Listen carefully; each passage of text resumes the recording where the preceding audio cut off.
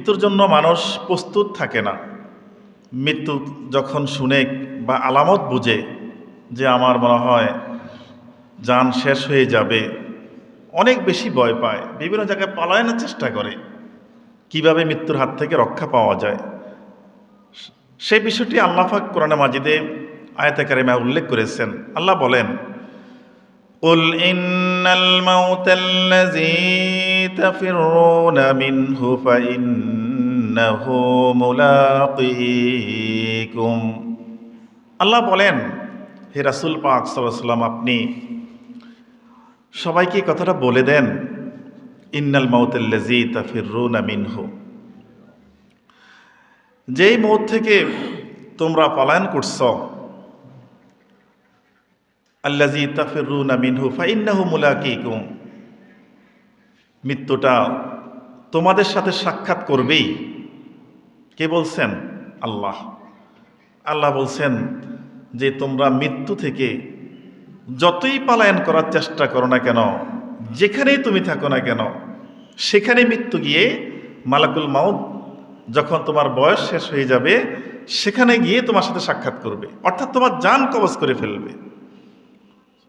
এটা অর্থ আল্লাহ বুঝিয়েছেন যে মৃত্যু থেকে তোমরা পলায়ন করতে তো কখনোই পারবে না, বরং মৃত্যু যেন শুভ মৃত্যু হয় সেজন্য তোমরা প্রস্তুতি গ্রহণ করো।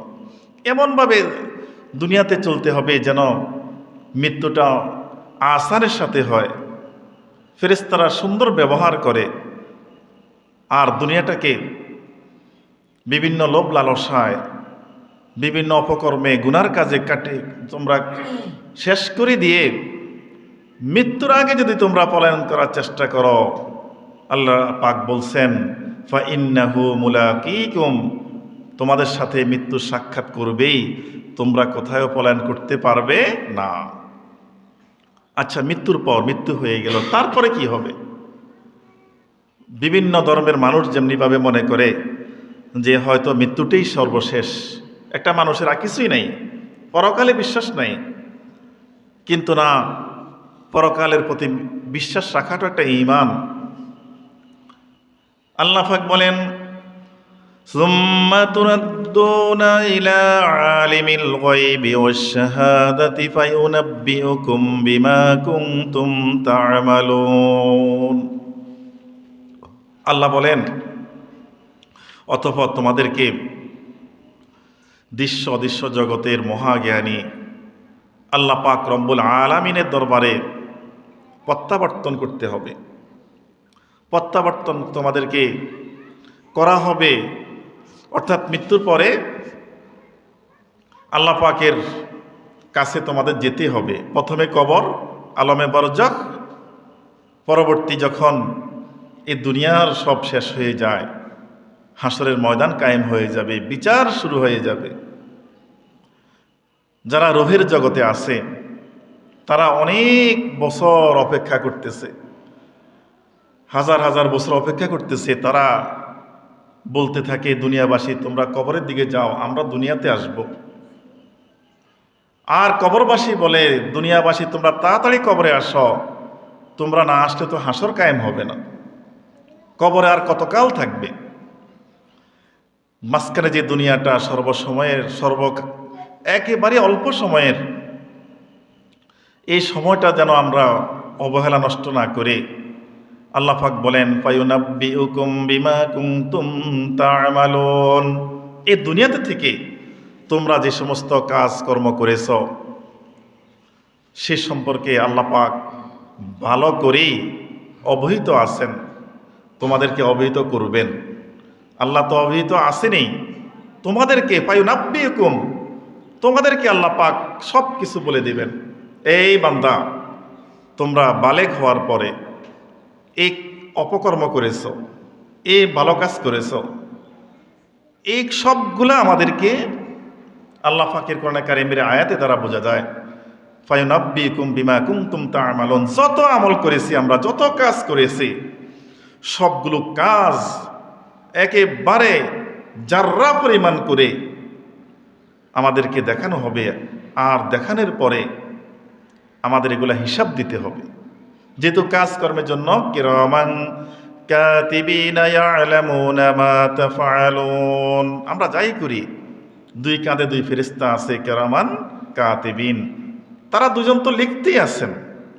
ডান কাঁধের ফেরেশতা ভালো কাজ লেখেন, বাম কাঁধের ফেরেশতা খারাপ কাজগুলো লিখতেছেন।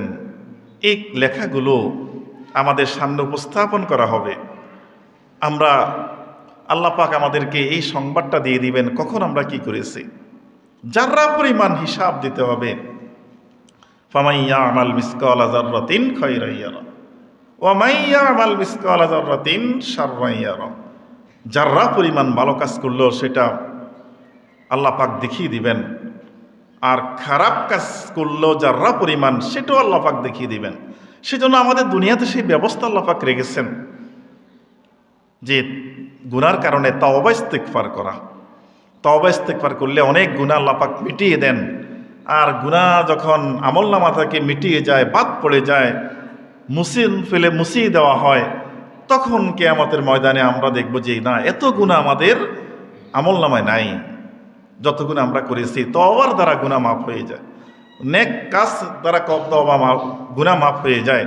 বান্দার দান সৎকার দ্বারা, আল্লাহর রাস্তে খরচের দ্বারা, সময় ব্যয় করার দ্বারা, সময় দেওয়ার দ্বারাও মানুষের গুনাহ মাফ হয়ে যায়। এই গুনাহগুলো যদি মাফ না করা হয় তাহলে ওই যে ফায়ুনাব্বিউকুম বিমা কুনতুম তা'মালুন, সব কিছু আল্লাহ পাক যখন আমাদেরকে সংবাদ দিবেন, বলে দিবেন, দেখিয়ে দিবেন, সেদিন আর আমাদের অস্বীকার করার কোনো সুযোগ থাকবে না।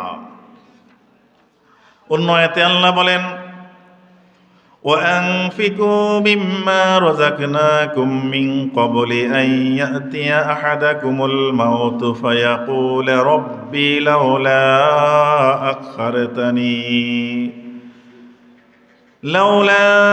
أَخَّرْتَنِي إِلَىٰ أَجَلٍ قَرِيبٍ। আল্লাহ পাক মৃত্যুর আগ মুহূর্তে বান্দার কিছু অবস্থা তুলে ধরেছেন এই আয়াতের মধ্যে। আল্লাহ পাক বলেন, বান্দা হে, সময় শেষ হওয়ার আগে দিয়ে, এই দুনিয়ার বয়স হায়াত শেষ হওয়ার আগেই, ও আনফিকু মিম্মা রাযাকনাকুম, তোমরা খরচ করো, আল্লাহর রাস্তায় কিছু খরচ করে যাও। মা রাযাকনাকুম, আমি তোমাদেরকে যে সম্পদ দিয়েছি, যে রিজিক দিয়েছি। মানুষ কত টাকা ইনকাম করে, বিভিন্নভাবে নষ্ট করে, বাড়িঘর করে, খাওয়া দাওয়া করে, সংসার পরিচালনা করে, অনেক টাকা নষ্ট করে, আল্লাহর পথে ব্যয় করতে চায় না। এটা শয়তান বাধা দিয়ে রাখে যে না, এই পথে খরচ করে কোনো লাভ নাই, তোমার অনেক দুনিয়ার অনেক কাজ রয়েছে, অনেক কাজ রয়েছে, খরচ করতে চায় না। মানুষের উপর হজ ফরজ হয়ে যায়, টাকা জমা আছে, হজ করতে যায় না, বলে যে এত টাকা নষ্ট হয়ে যাবে। নিজের চোখের সামনে দেখে কিছু কাজ চলতেছে, জনকল্যাণমূলক কাজ, মসজিদের কাজ, কিন্তু না, দান করতে চায় না। এটা মনে করে যে আমার এই দান করলে অন্য একটা কাজ আমি করতে পারবো না, কিভাবে খরচ করলেও সে কাজ করব। বান্দাকে আল্লাহ পাক বলেন, ওয়ানফিকু মিম্মা রাযাকনাকুম, তোমরা খরচ করো, আমি তোমাদেরকে যে সম্পদ দিয়েছি সেখান থেকে তোমরা আল্লাহর রাস্তায় খরচ করো। কারণ মিন ক্বাবলি আন ইয়াতিয়া আহাদাকুমুল মাউতু ফায়াকুলা রাব্বি লাউলা আখারতানি, কারণ মৃত্যুর আগ মুহূর্তে যখন বান্দা একেবারে একা হয়ে যাবে, মানুষ থাকে সামনে আছে, একা হয়ে যাবে। মনে করেন দুজন মানুষ আপনারা ঘুমান এক বিছানায়, একজনে স্বপ্ন দেখে অনেক বিপদে আছে, অনেক সমস্যায় আছে, তখন আর সহ্য করতে পারে না, চিল্লাচিল্লি শুরু করে। ঘুম থেকে হঠাৎ চিল্লানির আওয়াজ শুনে পাশের লোকে বলে, এই কি হয়েছে, উঠো। তখন বলে, আমি এত বিপদে পড়লাম, তুমি আমার কাছে ছিলে, আমাকে একটু সাহায্য করলে না। এ দুনিয়ার ঘুমের এই অবস্থা, কারণ তুমি স্বপ্নে দেখছো, আমি তো বুঝবো কিভাবে। একই অবস্থা। আরে মানুষের পর মানুষ, আত্মীয় স্বজন, পাড়া প্রতিবেশী, নিজের সন্তানাদি, পরিবার পরিজন কাছে বসে থাকবে, তখন মৃত্যুর মানুষের চলে আসে, মালাকুল মউত যখন চলে আসে, তখন ফেরেশতাদেরকে শুধু যিনি মৃত্যুবরণ করবেন তিনিই শুধু দেখেন, অন্য কেউই দেখতে পারে না। আযাব শুরু হয়ে যায়, মৃত্যুর কষ্ট শুরু হয়ে যায়। শুধু মানুষ দেখে হাঁ করে আসে, হাত পা গুলো নাড়াচাড়া করতেছে। তখন হাত পা অবশ্য হয়ে যায়। মানুষগুলো কোনো কিছুই বুঝতে পারে না, এ মানুষটা কাছে আছে, কি পরিমাণ বিপদ তার যাইতেছে, কি পরিমাণ কষ্ট সহ্য করতেছে। এহেন মুহূর্তে মানুষ যখন এই মৃত্যু যখন চলে আসে, তখন সে বলতে থাকে, রব্বি, আমার প্রতিপালক, লাউলা আখারতানি ইলা আজালিন করিব, আল্লাহ আমাকে একটু সময় দেন, সামান্য অল্প সময় দেন, আমাকে এখন মৃত্যু দিয়েন না, একটু সময় দেন, আপনি আমাকে মৃত্যু দিয়েন, তবে আমার অল্প কিছু সময় আমাকে দান করেন। দুনিয়াতে কি করব? ফাআসসাদদাকা ওয়া আকুম মিনাস সলিহিন, আমি দান করব, সদকা করব, আমি ভুল করেছি। লাখ লাখ টাকা সম্পদ তোষকের নিচে আছে, ওই তোষকের উপরে লোকটার মৃত্যু হইতেছে, ওই টাকা সম্পদে কোনো কাজে আসতেছে না। যিনি মৃত্যুবরণ করতেছেন তিনি তো জানেন তার কি সম্পদ রেখে গেছেন, কিন্তু সেটা কোনো উপকারে আসতেছে না। আর এবং মৃত্যুর পরে তো নিয়ে যেতে পারবে না। সেজন্যে মৃত্যুর আগে দিয়ে কথাটা যখন বুঝতে পারে যে এই দুনিয়াতে যত সম্পদে আমি উপার্জন করেছি, কেন রেখে গেলাম এত সম্পদ, কেন আমি আল্লাহর রাস্তায় দান করলাম না, খরচ করলাম না। ফাআসসাদদাকা ওয়া আকুম মিনাস সলিহিন, লোকটা বলতে থাকবে, আল্লাহ আমি দান সৎকাত করব, আর ভুল করেছি ভিন্ন পথে থেকে, ভুল করেছি একা থেকে। ও আকুম মিনাস সলিহিন, যারা নেককার সালেহ বান্দা, আল্লাহওয়ালা যারা, তাদের সাথী হয়ে আমি থাকব, তাদের সাথে আমি থাকব। তা আমি তাদের পথে না চলে, তাদের কথায় না শুনে আমি আমার জিন্দিগিটাকে বরবাদ করে দিয়েছি। আল্লাহ আমাকে একটু সময় দেন, আমি সৎকাও করব, নেককার সালেহ আল্লাহওয়ালা লোকদের সাথেও আমি থাকব। কিন্তু না, আমরা স্বাভাবিক জানি মৃত্যুর জন্য প্রস্তুতি গ্রহণ করার পর আল্লাহ পাক আর কোনো সময় দেন নাই। পরবর্তী আয়াতে আল্লাহ বলেন, ওয়ালাই ইউআখিরাল্লাহু নাফসান ইযা জাআ আজালুহা আল্লাহু খাবীরুম বিমা তা'মালুন। না, আল্লাহ বলেন, আল্লাহ পাক কোনো ব্যক্তি যখন মৃত্যু চলে আসে, মৃত্যুর ঘন্টা জারি হয়ে যায়, তাকে আর দুনিয়াতে থাকার কোনো সুযোগ দেন না, সুযোগ দেওয়া হবে না। নির্দিষ্ট সময়, নির্দিষ্ট বয়স। আল্লাহু খাবীরুম বিমা তা'মালুন, আর তোমরা যে ভালো কাজ করেছ না খারাপ কাজ করেছ, তোমাদের কৃতক আমল সম্পর্কে আল্লাহ পাক খুব ভালোই জানেন। অর্থাৎ তুমি জীবনে এত আকাম করেছ, কারো কথা শুনো না, তোমাকে এখন মৃত্যুর আগে তুমি বয়স চাও, হায়াত চাও, বেঁচে থাকতে চাও, তুমি যে বেঁচে থাকলে তোমাকে হায়াত দিলে তুমি যে কতখানি কাল করবে, এটা আল্লাহ পাক ভালো জানেন। সেজন্য না, ওয়ালাই ইউআখিরাল্লাহু নাফসা, কোনো দেরি করা হবে না, মৃত্যু আসলে আর সুযোগ দেওয়া হবে না। সেজন্য আমাদের সব সময় মৃত্যুর জন্য একটা প্রস্তুতি গ্রহণ করে রাখতে হবে। হযরত ইবনে ওমর রাদিয়াল্লাহু তাআলা আনহু, আল্লাহ রাসূল সাল্লাল্লাহু আলাইহি ওয়াসাল্লাম খুব আদর করতেন। ওয়ান ইবনে ওমর রাদিয়াল্লাহু তাআলা আনহু قال আখাযা রাসূলুল্লাহ সাল্লাল্লাহু আলাইহি ওয়াসাল্লাম বিমানকাবাই। ইবনে ওমরকে আল্লাহ রাসূল সাল্লাল্লাহু আলাইহি ওয়াসাল্লাম আদর করতেন, আর কাঁধের মধ্যে হাত দিয়ে একটু আদর করে বলতেছেন, কিছু গুরুত্বপূর্ণ উপদেশ দিতেছেন। কি? আল্লাহ পাক সাহাবীকে বলতেছেন, কুম ফিদ দুনিয়া কাআন্নাকা গরীব আও আবিরু সাবিল, দুনিয়াতে তুমি থাকো গরীব হিসাবে, পথ অতিক্রমকারী হিসাবে, মুসাফির হিসাবে। গরিবানা হালতে যেরকম থাকলে মানুষ বেশি কোনো চাহিদা থাকে না, সামান্য অল্পতেই সন্তুষ্ট। ভাতের জন্য ভাত ব্যবস্থা হয়েছে, মাছের জন্য অপেক্ষা করে না, লবণ পেঁয়াজ দিয়েই খাওয়া হয়ে যায়। কিন্তু অন্য ফ্যামিলি তার 5-7টা না হলে তার খাওয়া হয় না। গরিবের মতো থাকতে হবে দুনিয়াতে, আর চিন্তা করতে হবে আমি তো পথ অতিক্রম করতেছি, রুহের জগৎ থেকে আসলাম, দুনিয়াতে কিছু সময় থেকে কবরের দেশে চলে যাব। এটা সফরের মধ্যে আছি আমরা। উদ্দেশ্য আমরা কিয়ামতের ময়দানে উঠতে হবে আমাদের সেটার আরেকটা উদ্দেশ্য হয় জান্নাত নতুবা জাহান্নাম, মূল গন্তব্যস্থল। এই সময়ের মধ্যে আমরা মুসাফির, পথ অতিক্রমকারী। সুতরাং যে মুসাফির থাকে, একজন লোক বাসে উঠছে, লঞ্চে উঠছে ঢাকা যাওয়ার জন্য, পথে এত কোনো চাহিদা থাকে না, সামান্য সামান্য একটু সময় শুধু কাটাইতেছে, দুনিয়ার এত কোনো চাহিদা সেখানে থাকে না।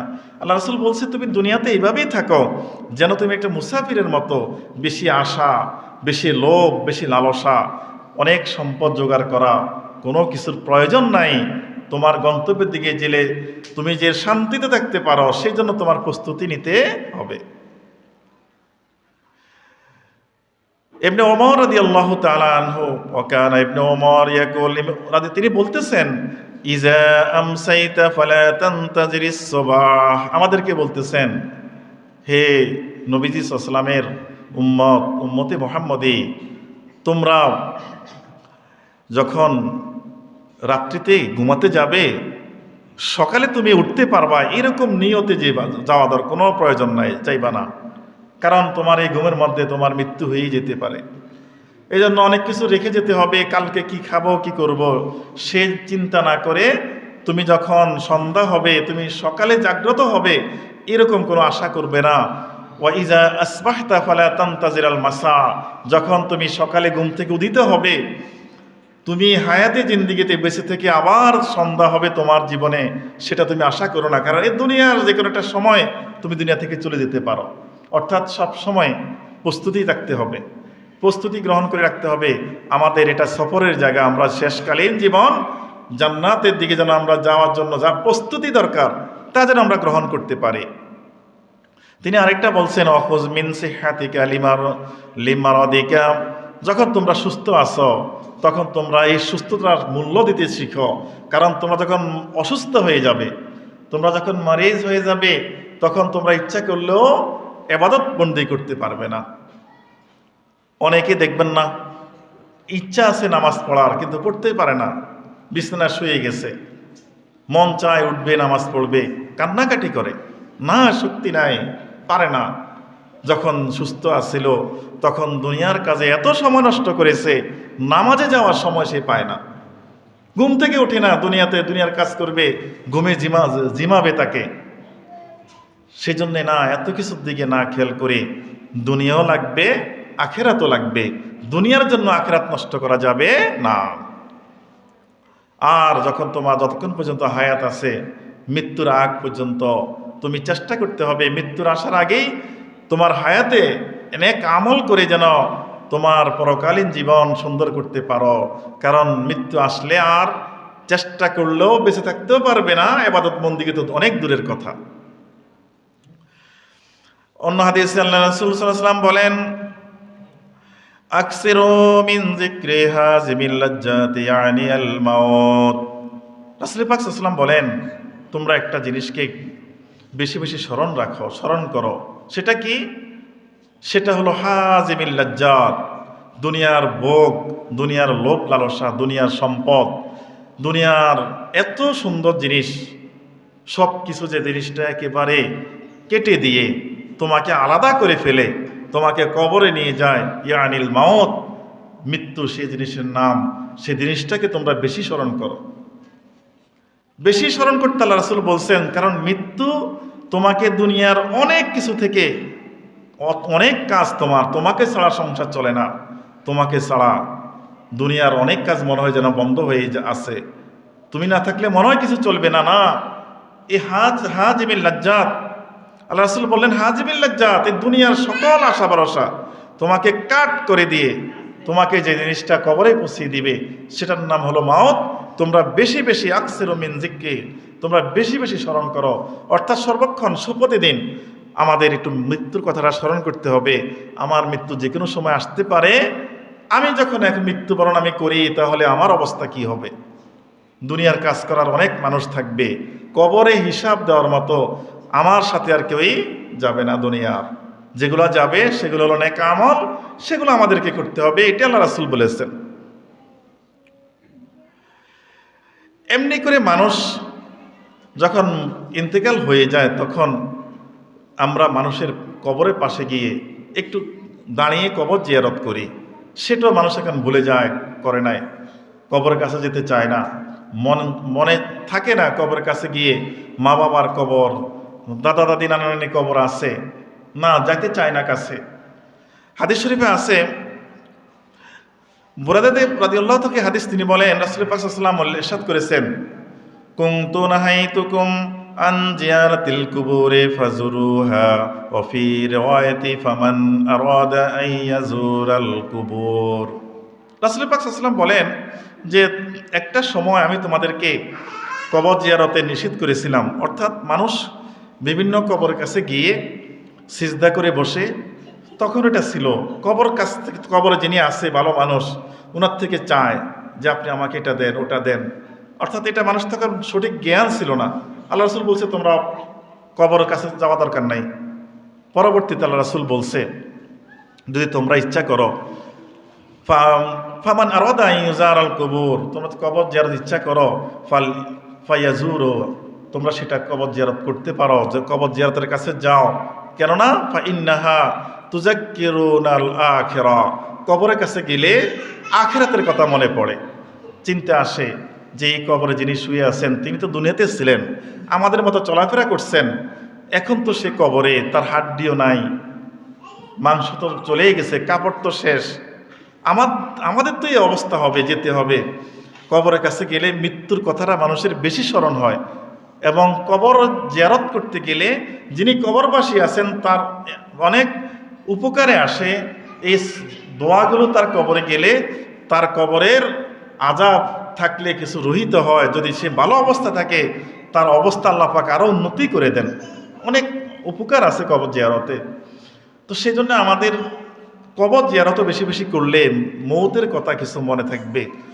সময়ত হাজিরিন, আল্লাহ পাক আমাদের দুনিয়াতে পাঠিয়েছেন, আবার চলে যেতে হবে, যাওয়াটা যেন আমরা সবসময় স্মরণে রেখে সুন্দর মতো আমরা যেন নেক আমলের মাধ্যমে ভালো মানুষ হয়ে, মুসলমান হয়ে, রাসূল পাক সাল্লাল্লাহু আলাইহি ওয়াসাল্লামের খাঁটি উম্মত হয়ে যেন আমরা কবরে যেতে পারি। আল্লাহ পাক আমাদের সেই তৌফিক দান করুক। সবাই বলেন আমিন। ওয়া আখির দাওয়ানা আলহামদুলিল্লাহি রাব্বিল আলামিন।